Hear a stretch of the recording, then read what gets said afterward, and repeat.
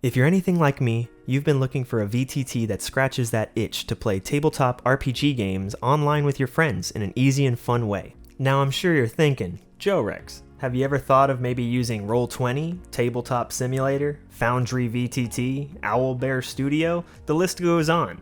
The answer to that question is yes, I have. I just didn't enjoy the experience I had after either using them or researching how they were meant to be used to play tabletop RPGs. So I came to the logical and partly delusional solution to this problem. I'll just make my own. Here's Dungeon. Well, at least before I knew that a dungeon existed already. Anyways, it carried a lot of my aspirations for a cool and fun way to play a tabletop RPG. Starting with the first feature. The Peacemaker or Character Creator.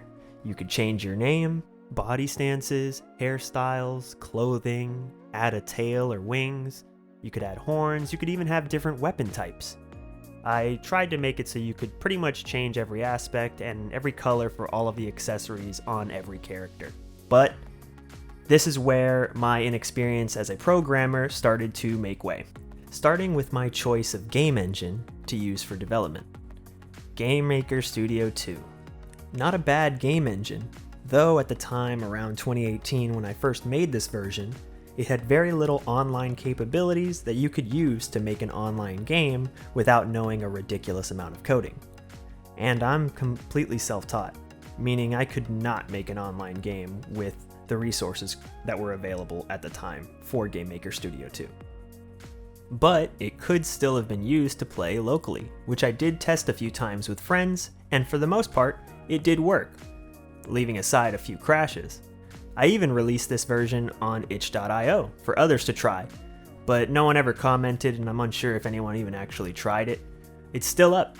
I tested it the other day actually, so if you want to check it out, feel free to, and if you find any bugs, oh well, because I'm not going back to modify this version at all. My desire to keep working on this project eventually puttered out when I realized I could not make Dungeon an online game. Eventually my friends might move away, or I might move away, and I'd be unable to play games with them all the same. So I reluctantly gave in to just using Roll20 for the time being.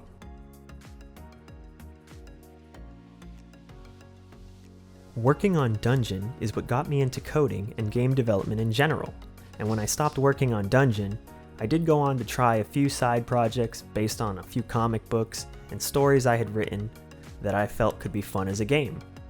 Those eventually were tossed out as well, and I started to think that maybe I just wasn't cut out to make a game.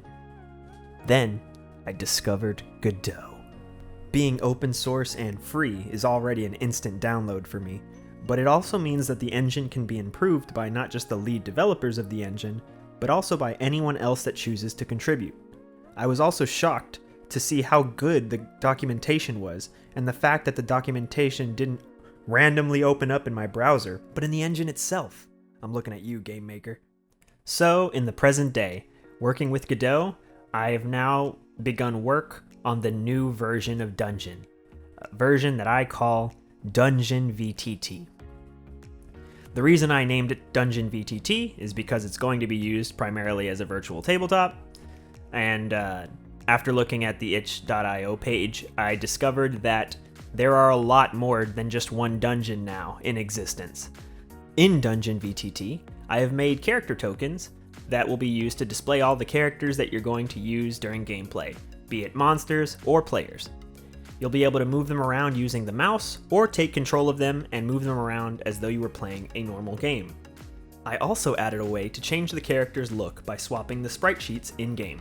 This would allow players to be able to upload their own sprite sheets using the base sprite sheet I'd provide with DunGenVTT.